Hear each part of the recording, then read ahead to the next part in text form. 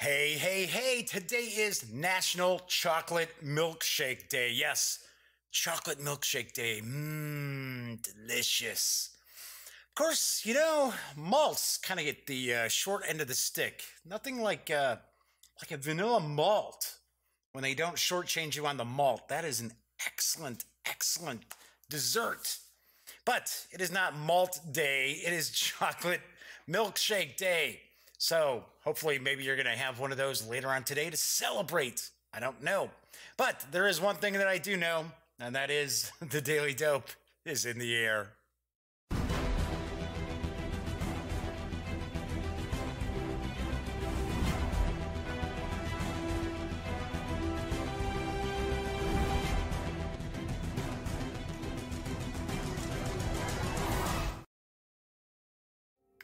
Howdy, howdy, howdy, gang. I'm Jeff McAleer, and I am back once again as your host here at The Daily Dope, presented by thegaminggang.com, of which I happen to be the Grand Poobah.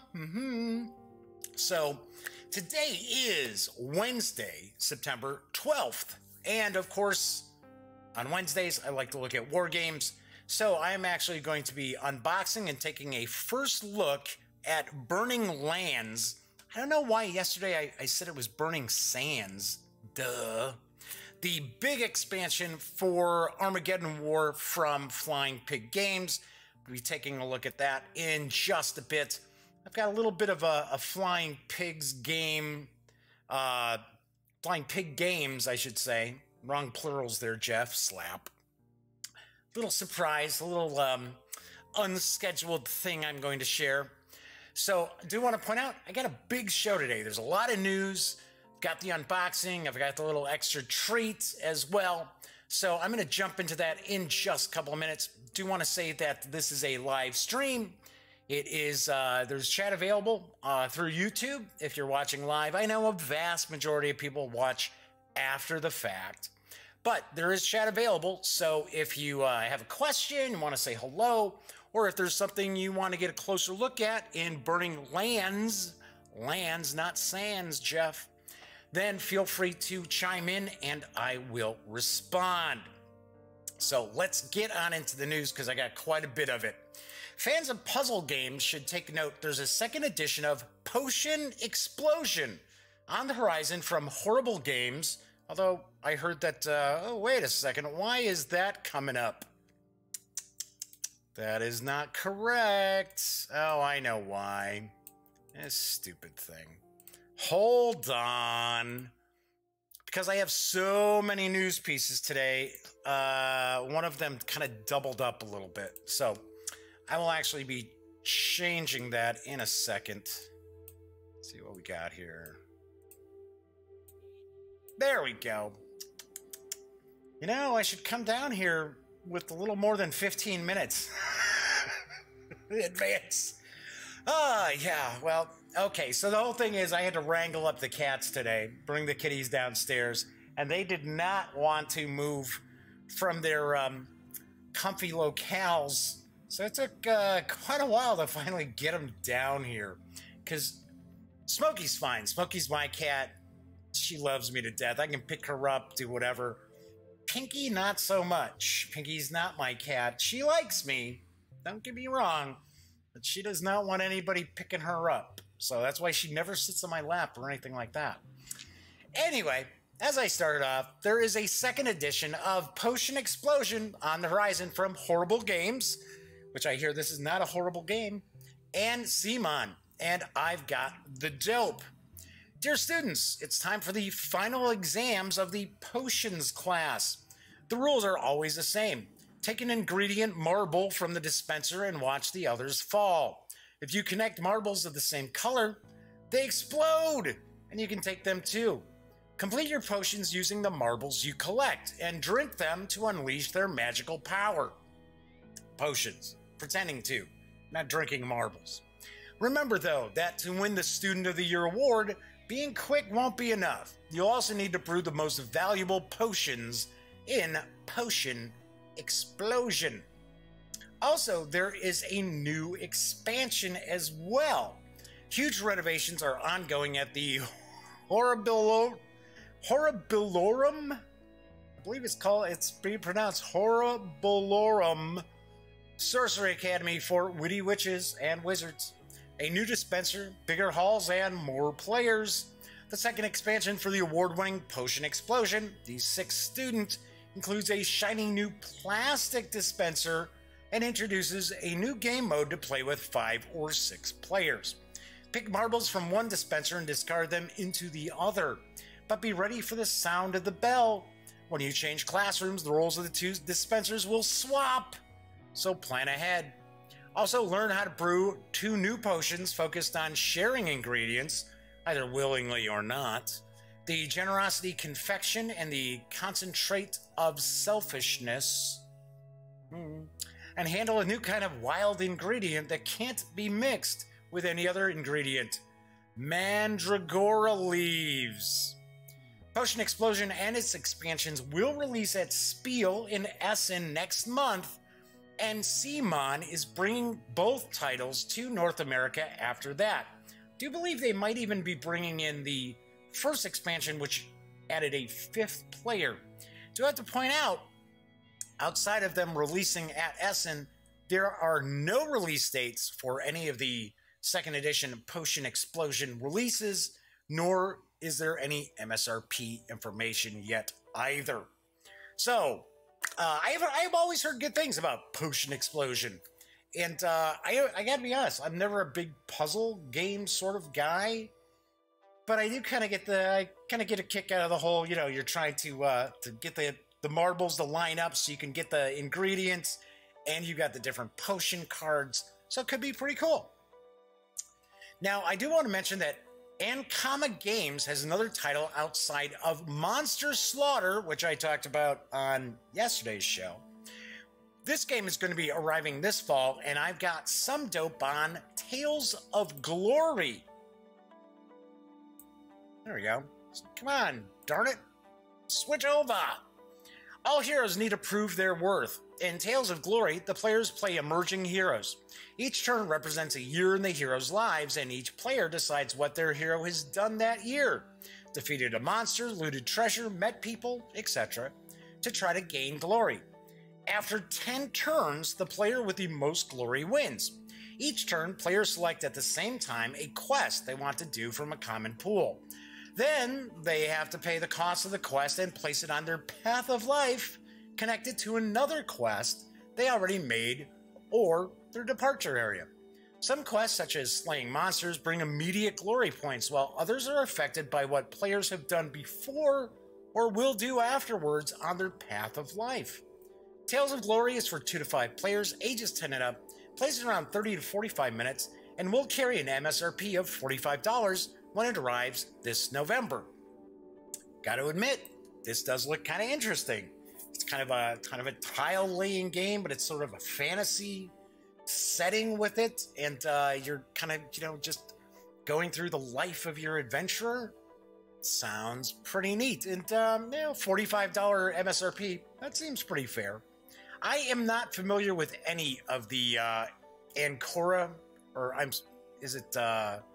Ankama, I should say, and I'm probably pronouncing that wrong, games. I think they're out of France. I honestly think they are out of France, but they are releasing both Monster Slaughter, which I talked about yesterday, that's coming in October, then Tales of Glory is arriving in November.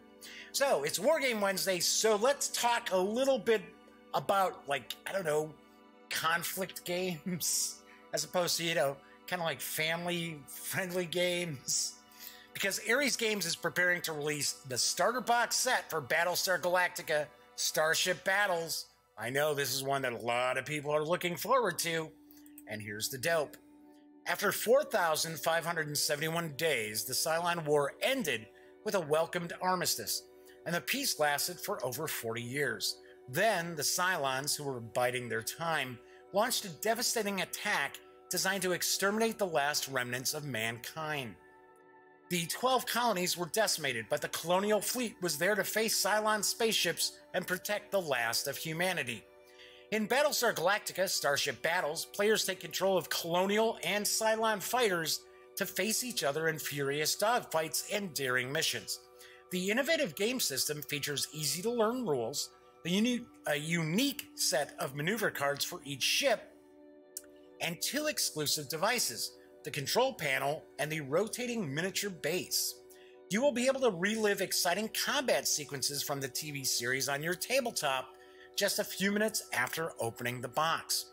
This starter set will include 4 beautiful, ready-to-play miniatures, 2 Colonial Viper Mark IIs, including Apollo's Viper and his pilot card, and 2 Cylon Raiders, along with their special control panels, playing bases, and maneuver decks. Also included are combat rulers, spaceship cards, pilot cards, talent and flaw cards, asteroid and planetoid templates, and everything else you need to play. The starter set is a complete game, but it's also a starting point for the whole range of Battlestar Galactica Starship Battles products, which will be coming soon from Ares Games. Looking sweet. The starter set is for 2 players. Although there's 4 miniatures, I would take a guess it's probably 2 or 4 players. Ages 13 and up, plays in around 30 minutes, and will carry an MSRP of $59.90 when it arrives in November. So as far as I understand, and I did interview Jim Long both at Origins and at Gen Con, and we talked a bit more about Battlestar Galactica at Gen Con, but I do believe it uses some of the mechanics of the Wings of Glory series, but completely modified. So I am showing, like, there's the pilot card for Apollo, and I understand the pilots are going to have a big impact on how the fighters maneuver around, how they play. And of course, there are more pilot cards and specific Vipers and Cylon Raiders on the horizon. One thing that I think is kind of cool is it's going to be both iterations of Battlestar Galactica. So there are going to be Cylon Raiders and pilot cards from the original series as well. So I thought that's pretty wild. So that is something that I know a lot of people are really looking forward to. So we will actually get to see the starter set for Battlestar Galactica Starship Battles in November. Should point out, Growing Yards should take note, the latest release is about to ship from Compass Games, and it's a World War II game entitled Lebensraum. And here's the dope. Lebensraum is a grand strategic, moderate complexity game of the war between Nazi Germany and the Allied nations, otherwise known as World War II, starting with the German invasion of the USSR in late June of 1941 through the final battles to Berlin in 1945. The game includes both East and West fronts, and it can be played in a number of small, 3 to 13 turn historical scenarios, starting with Barbarossa in the East and Italy in the West, or in campaigns for each front individually, or a combined East and West front campaign. The game focuses on the army group level, with players controlling subordinate armies as their main combat formations. Leadership is a major component of the game, with each player having a pool of named and rated leaders available. Air power, naval support, partisans, production centers, and transportation networks are all featured. Turns are quarterly, with a map scale of 50 miles per hex. This game is a new edition of the Simulations Canada games of Lebensraum and West Front. The 2 games have been updated to include all known errata, some small additions, and have been combined into one game, but can be played as separate scenarios. With fresh new artwork, this large strategic level game now has new life breathed into it. Lebensraum is for 2 players, plays in 3 to 16 hours. Obviously, that's going to depend excuse me, on the scenarios you select. And it does carry an MSRP of $99, but can be ordered right now for a sale price of $80. And I do believe this is shipping on Friday. I believe it's shipping out on the 14th. So you could probably still get your order in. I mean, it's not going to be sold out. I'm just saying you can maybe get your order in and get your copy out in the first shipment. Boy, I tell you, that bronchitis, it's still causing me to cough at weird times. Anyways, staying with World War II, If you're in the mood for some solitaire World War II action, then Tiny Battle Publishing has you covered with Rifles in the Ardennes. And I've got the dope. You ask, what is our aim? I can answer in one word. It is victory. Victory at all costs. Victory in spite of all terrors. Victory, however long and hard the road may be, but without victory, there is no survival. Winston Churchill. The quiet frosted hills painted with ancient woods which characterized the Belgian Ardennes were rattled and thundered to life as they became the setting for one of the most renowned battles in all of history. Rifles in the Ardennes recreates the tense action that characterized Ardennes in a unique single-player format. Designer and artist Gottardo Zancani, hopefully I'm getting that right, has replaced the literal map typical of World War II games with a stylized track, allowing for endless customization of the battlefield. A simple solitaire system allows a recreation of small combat engagements, 5 to 10 units per side, over a bevy of scenarios. Blind chit draws and die rolls combined with artfully crafted charts create an impressive artificial intelligence, imbuing the game with a true fog of war. The rules are generic enough to cover many periods and genres, the world wars, classical battle, science fiction, fantasy, and more. But the units, American, German, and Russian, and scenarios are specific to the European theater of World War II, focusing on the years 1942 to 1944. A fast-paced and exciting solitaire World War II game, Rifles in the Ardennes offers electrifying combat action in a tiny package. Rifles in the Ardennes is available right now. It's at a sale price of $28. It's normally $32, and you can order it from the Tiny Battle site. So, I will be the first to admit that I always kid around that we really don't need another Battle of the Bulge game out there. I'll take that back, because this is something that's unique. It's a new solitaire system. It does sound like Tiny Battle might be playing around with a whole lot of genres to utilize this with. So this could be pretty cool. So I will take that back. I'm not going to say, okay, we don't need another just hex and shit Battle of the Bulge game. We really don't. We really don't. But this does look pretty cool. All right, today marked the digital release of Command and Conquer, Command and Colors Ancients. All right, so why in the world? Oh, I know why. Boy, I'm telling you, these slides are all mixed up. Honestly, I don't believe that I had actually done a news slides for this news piece. Did I? No, I did not. All right, so let's pop over here. Boy, today is just wacky, wacky, wacky. Boy, there's more flubs in this show today than I have had probably in the last 2 months combined.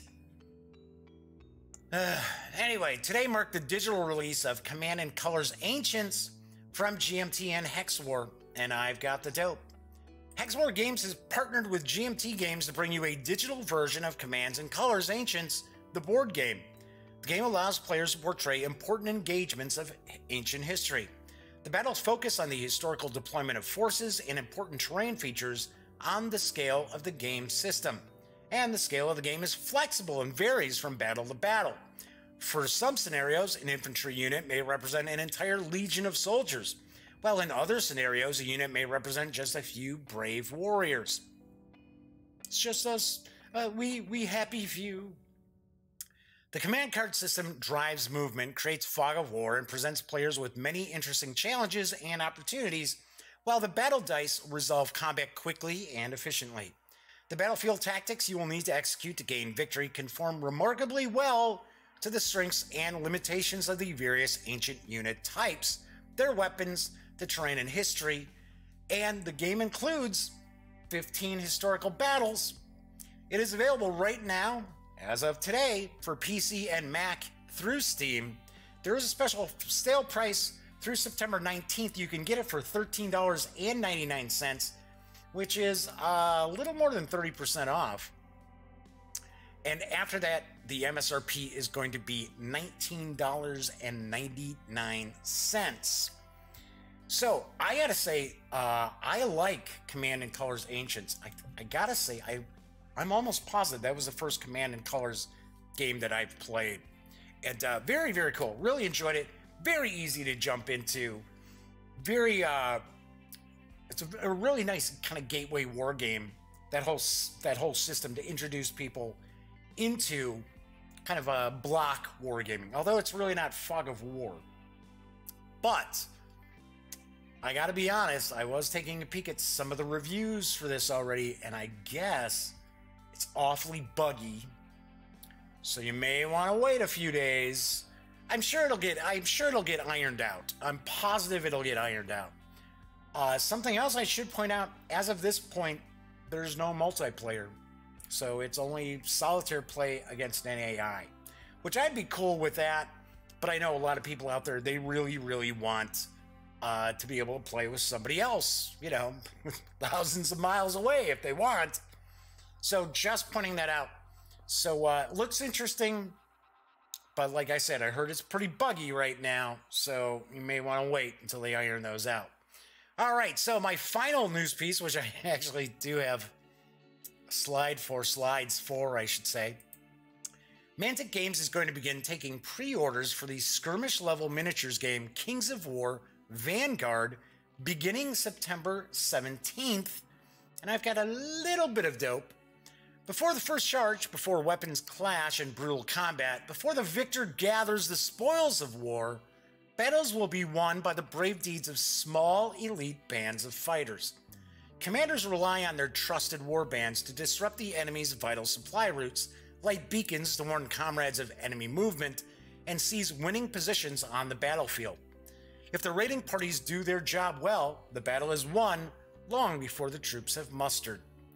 Vanguard recreates cinematic, brutal skirmishes between small war bands of hand-picked fighters set in the same universe as our hugely popular Kings of War wargame. Players carefully select their squad of characters, then fight it out to complete life or death missions that can help turn the tide in the battle to come. These can be played as one-off narrative missions between elite fighting forces, but Vanguard is also fully compatible with your larger games of Kings of War. By linking battles in Vanguard to your mass battles, thanks to the innovative interlinked campaign system, victory in Vanguard could mean you'll gain access to better magical artifacts, new units, or even the chance to deploy in better positions. Meanwhile, defeat could force your units to arrive late, or your deployment options will be hampered. Sounds cool. I like the idea for some of these campaign aspects. I do believe we'll be seeing releases for Kings of War Vanguard toward the end of the year, since Mantic has indicated that the Kickstarter products, because this was successfully Kickstarted, are going to start beginning to ship to Kickstarter backers in mid-October. So I don't think we're going to be seeing some of the new releases and things like that, the various figures and stuff, until probably mid-October or later. So I got to point out, there is a giant. Now these are 28 from my understanding. I think I glanced through the Kings of War rulebook once. That seemed pretty neat. I do believe Mantic makes true 28mm figures. There's a giant. It's actually, the slide is up there right now. That sucker is huge. It's like, I believe it's 13 centimeters high. So that's pretty wild. It looks really awesome, and it really caught my eye. So I believe pre-orders for that and some of the other miniatures will begin on the 17th. I'm not sure if you can order the rule book at that point in time.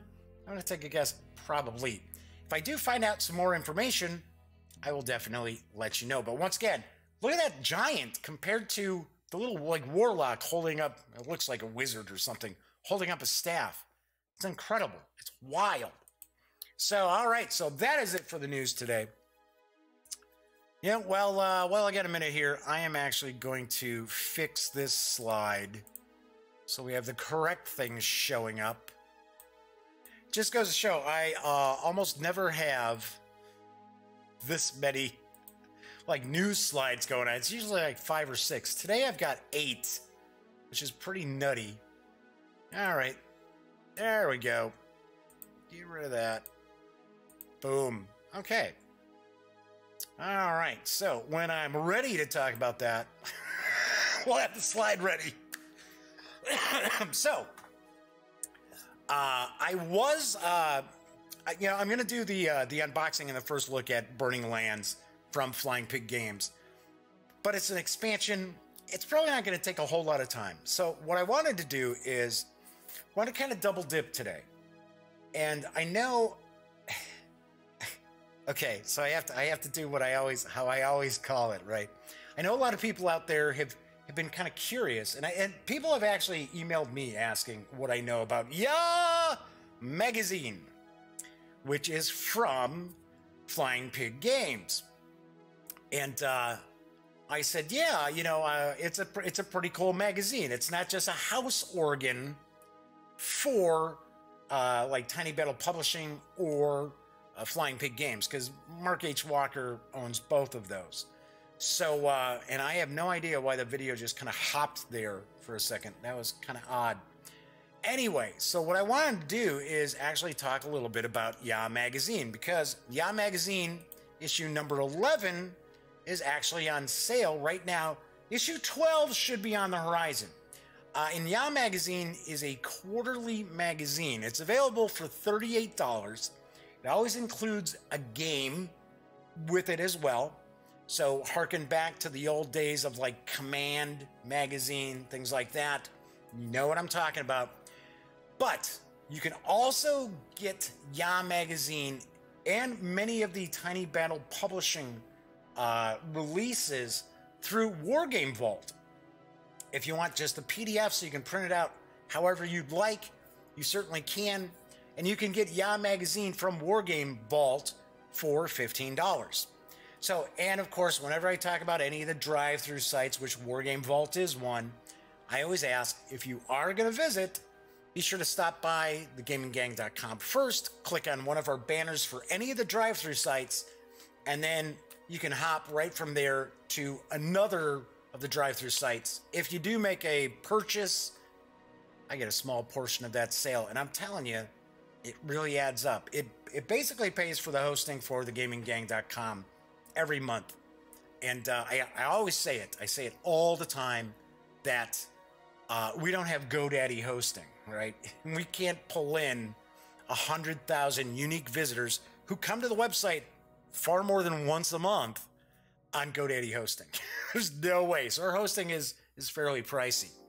So anyway, so I want to show off Yaah magazine issue 11. So that's my little surprise. Before we jump into the unboxing for and the first look at Burning Lands, let's take a look at Yaah magazine.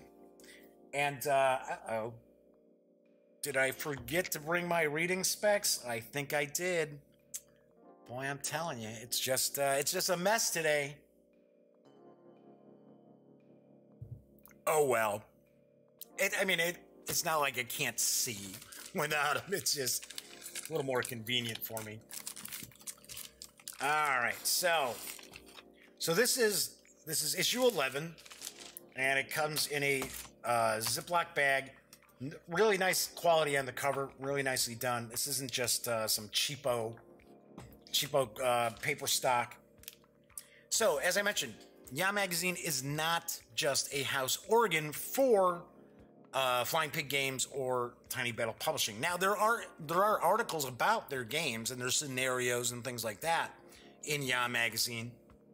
But, for example, here there's articles on Fields of Fire 2nd Edition, Gloomhaven. Gee, they got to play Gloomhaven. They're like one of the 10 people out there who've gotten to play it. I know, it's like a running gag with me, but I would love to play Gloomhaven. I'm waiting for it to actually... They're doing a digital edition, but I don't think it's coming out until next year.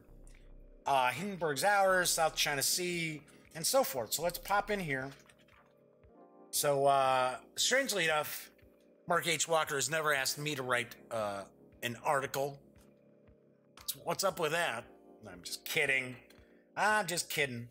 So we got a little editor, info from the editor here. Let me move this over so my mug isn't cutting it off. And so let's take a look. We've got Fields of Fire 2nd Edition, which I have. It's not easy to wrap your head around. I should have a review of that sometime in the future, but it is pretty cool. It is pretty cool. It's just a lot of rules. Okay, so then we got South China Sea. This is a Compass game release, which sounded really cool. I love naval games. One thing I will point out now, I can't tell you because I haven't seen every issue of Yaah. I know I should be going Yaah, but I won't. But I do believe it's not all color throughout. Usually, it's just color for the opening pages, kind of the splash for the each article, and then goes to black and white. So, Silver Bayonet 25th Anniversary Edition. Yeah, this is a classic Vietnam game. All right, so, and then Sid Meier's Civilization, talking about a new dawn. So, as you notice, we really haven't run across any articles here talking about any of the Flying Pig Games or Tiny Battle Publishing games. So, that's one of the I think it's cool that this is not just simply a house organ, which back in the day I used to love the General for Avalon Hill. We used to get the General all the time, but it was 95% of that magazine was all Avalon Hill stuff, and sometimes there'd be articles about games that we didn't care about. So Outdoor Survival. One of the worst games ever. Okay, Matter of Conventions. So as you can see, there's a lot of info. Okay, so then we get into the free game. I shouldn't say free game. The game that's included. So Strike for Berlin. Brian Train is the designer of this. So here we've got all the rules. So you'll notice this is not just some little cheapo game that's just been tossed in with a couple of pages of rules or anything like that. There's quite a bit to this. And Strike for Berlin is kind of this hypothetical conflict where what if the Russians decided that they were going to invade Germany in 1920? So kind of cool. So then we've got the different charts here. Then we've got some more of the charts, and then we've got kind of a final article. Then we're talking about Crowbar, the Rangers that point to Hawk, which I want to say just finished up its Kickstarter not that long ago. It's designed by my good buddy Herman Lettman. Looked really cool. If you're interested in learning about that, check out my interview that I did with Herman at Origins. It's on the channel. You can check it out. Right, so we got the rules there. So then we also have the game map. And this is not just some matte paper. The map has been treated, so it'll hold up. It'll hold up to play. I know a lot of people like to drop out, like plexiglass on top to flatten it out, or a piece of, real glass to flatten it out. So, very, very cool.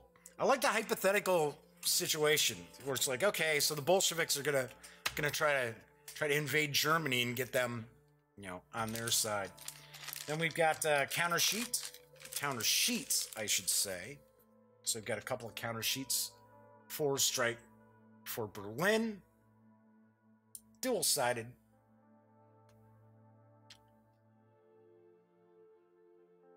And there you go.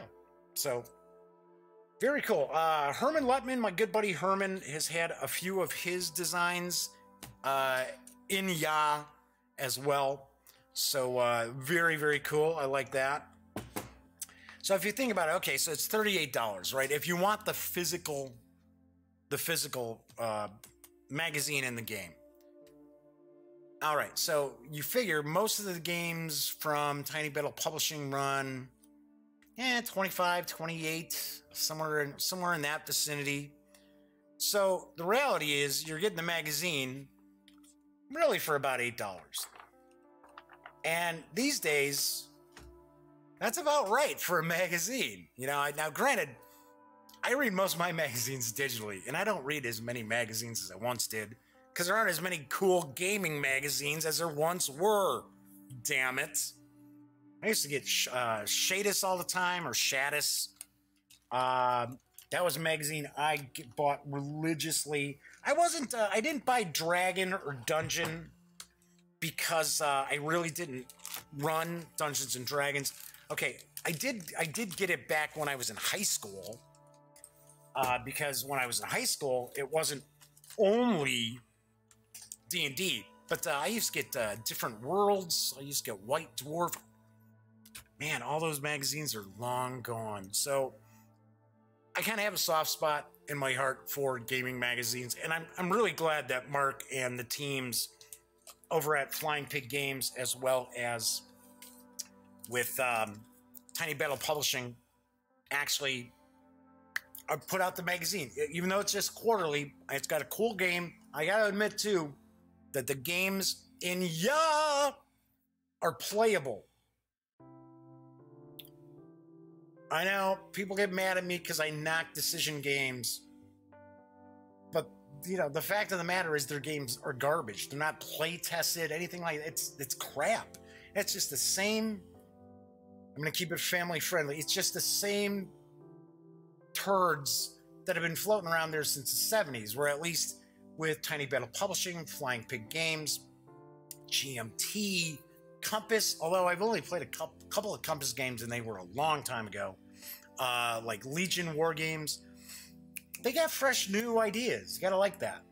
So from what I've only had 3 issues of Yaah so far out of the 11, but all 3 of the games. Now I have not played Strike for Berlin yet, so I have to say that the first 2 games were pretty good. I want to say the one was Race for the Sea, which was designed by Herman Lettman. So right there, you know, okay, it's going to be good. All right, so I'm going to jump into the unboxing for Burning Lands in just a second here, but did want to talk about what's coming up on the show for the rest of the week, as well as what's on the horizon for next week. Tomorrow, it's Thursday. I love talking about RPGs on Thursday. So, I should say Thursdays. Boy, I swear I treat English like it's a second language, but it really is my native tongue.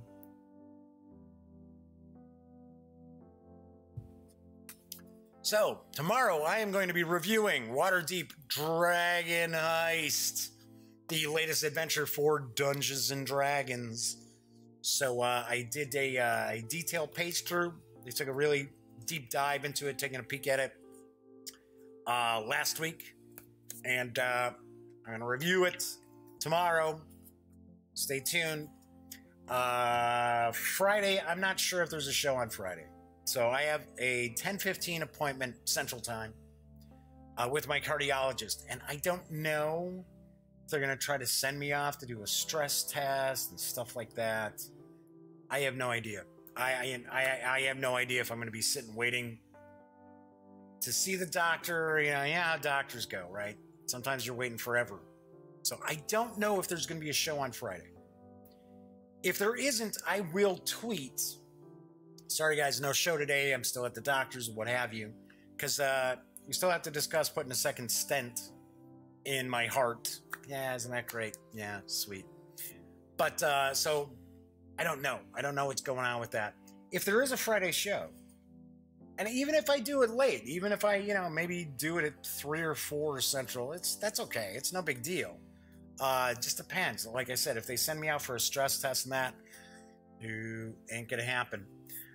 Anyway, but I will be reviewing Kids on Bikes from Hunters Entertainment, as well as Renegade Game Studios. Very interesting, pretty cool sandbox system here. So I'm going to be reviewing that. If there is no show on Friday, I'll just hold off on the review of Kids on Bikes until the following Thursday, because Thursdays are RPGs here on the Daily Dope. Then on Monday, I'm going to review the latest expansion for Smash Up. Oops, you did it again. There are 4 new factions for Smash Up. Got to play with these over the weekend, so that was fun. Then on Tuesday, I'll be reviewing Samurai Jack, Back to the Past from USAopoly, based on the hit Adult Swim cartoon. It is based on the 5th season, the final season of Samurai Jack. So quite a bit of reviews. I've got everything's like reviews here on out. And of course, I don't have it scheduled yet, and I might actually just, depending, might try to shoot just a separate video. I'm going to be reviewing Tiny Epic Zombies very shortly. This is going to hit stores, I believe, October.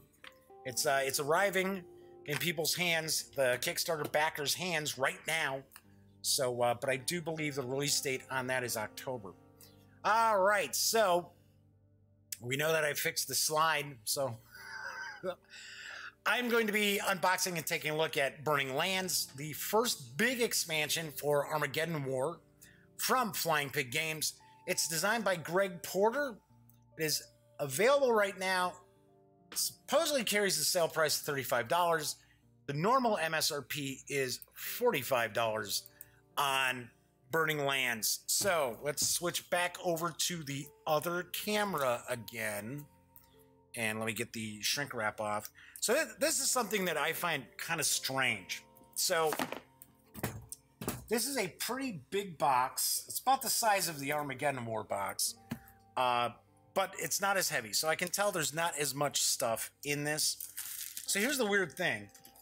So I've got this big box here, but this is not the box or artwork or anything that is shown on the Flying Pig Games website.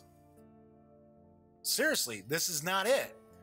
It's more of a traditional size, kind of game box size, where it's not this, big, like horizontal, or it's more like the vertical, right? So it'd be like, so I don't know. I don't know if not Tiny Battle.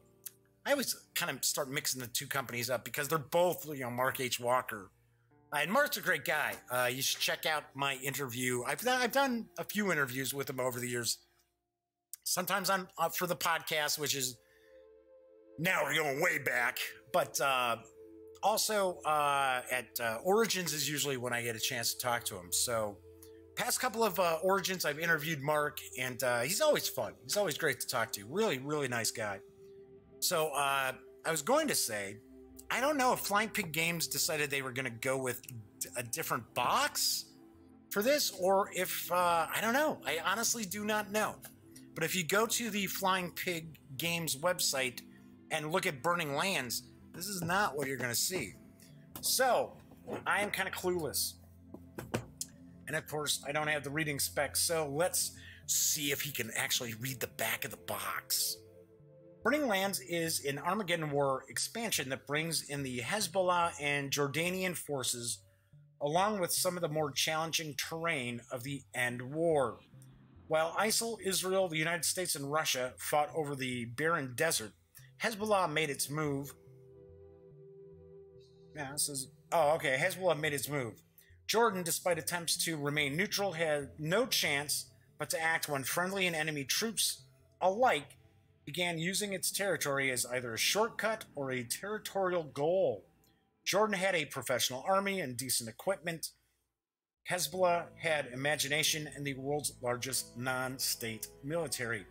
On one side, disciplined troops and modern tanks. On the other, militia, Vietnam-era vehicles, homemade devices, bombardment, rockets, and remote-controlled machine gun emplacements. While Armageddon War was largely fought in open deserts, towns, and cities, Burning Lands is set in rugged northwest Jordan with dense woods and steep terrain that limits vehicles to winding roads and the killing fields of the valley floor. Refugee camps, an ancient monastery that neither side would shell, but sides wanted to use for cover, If you had tracks or wheels, the enemy knew where you were going and was often already there and waiting for you. So, Armageddon War, which I've only gotten to play once. So, don't have a review ready for that. It's cool. It's very different. Okay, not necessarily mechanically, but just it's supposed to be like kind of like it's sort of World War III-ish, and the main focus isn't like U.S. and Russia. Main focus is more, you know, Middle Eastern countries with their allies, either Russia or the U.S. So it's very, very cool. I find it very interesting that this expansion here includes Hezbollah as well as the Jordanian forces.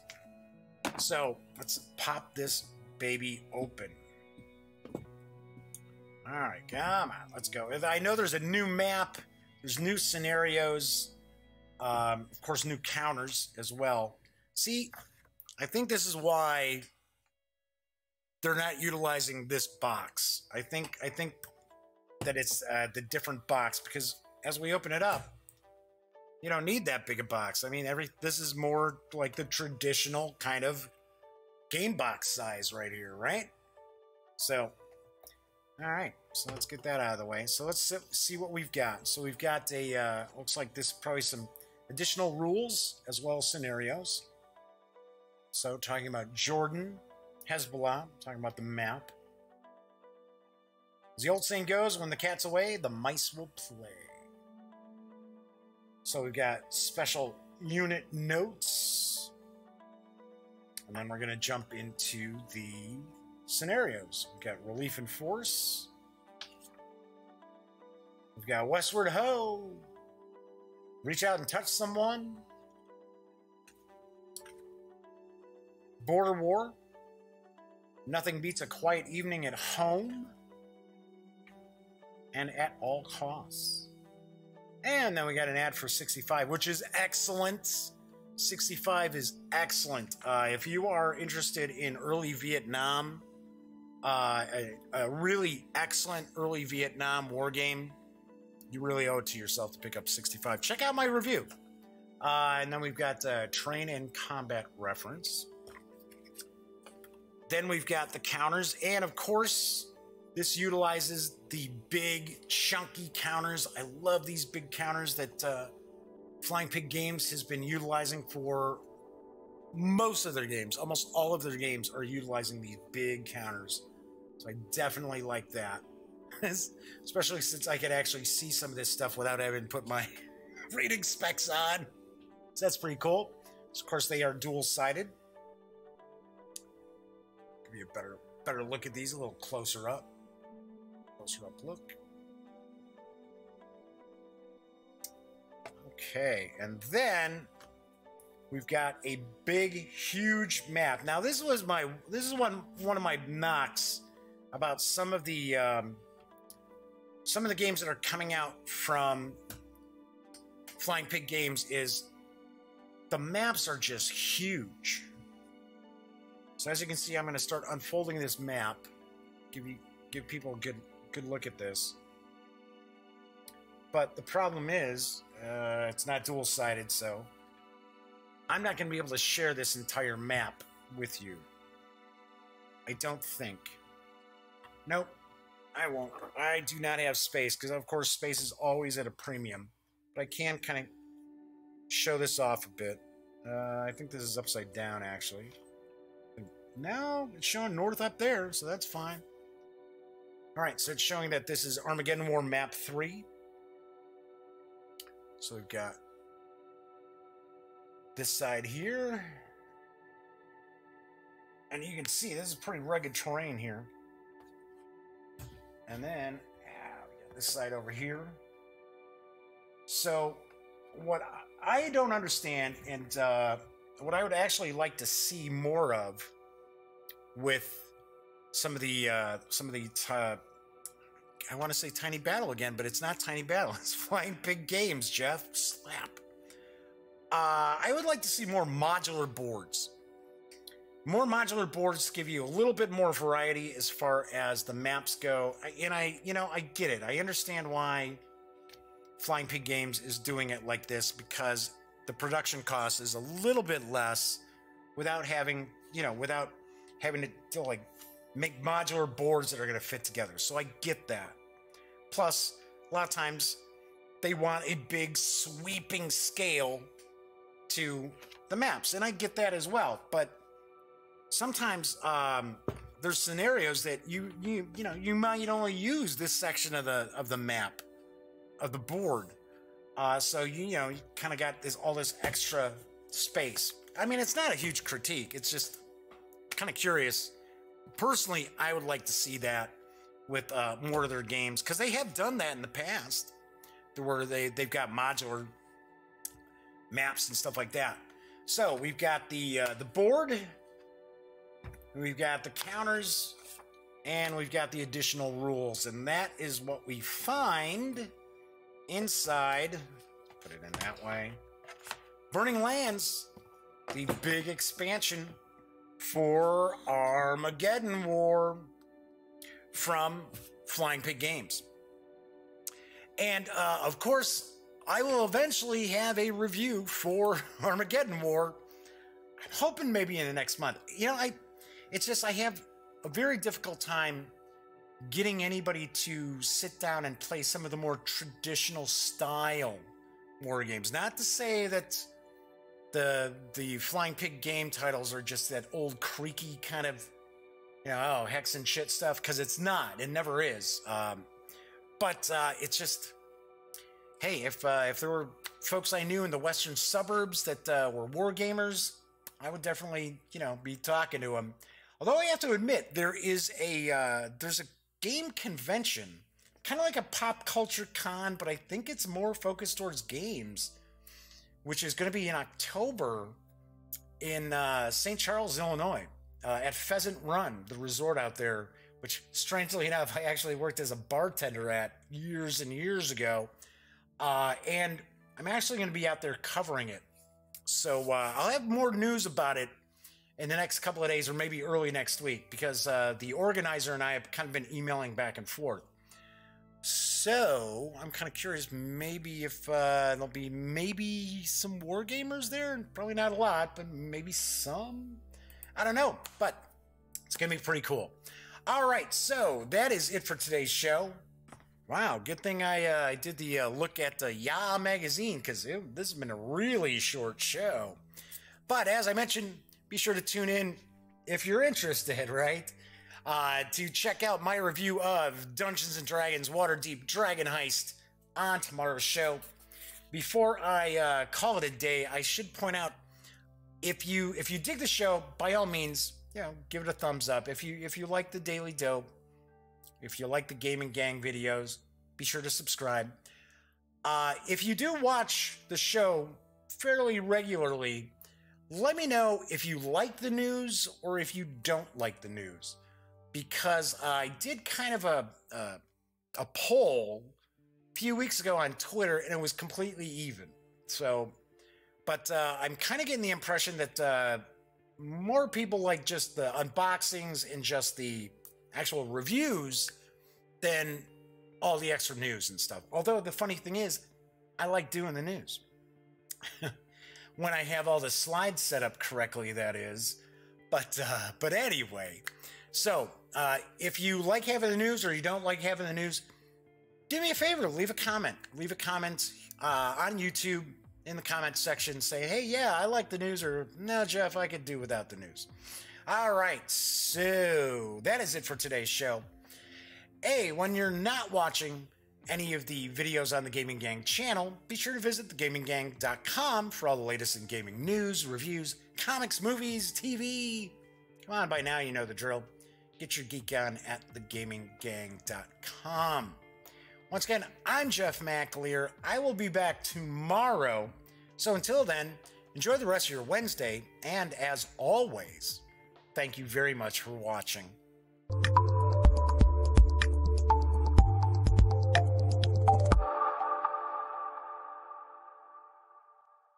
Thanks again for watching The Daily Dope, presented by The Gaming Gang. If you like this episode, be sure to give it a quick thumbs up. And if you dig the channel, please subscribe. If you'd like to check out our previous episode, click right here. And if you want to check out a somewhat randomly selected episode, give a click right down here. It'll be like opening a box of Cracker Jacks. You just don't know what you'll get. Once again, thanks for watching, and I'm Jeff McAleer.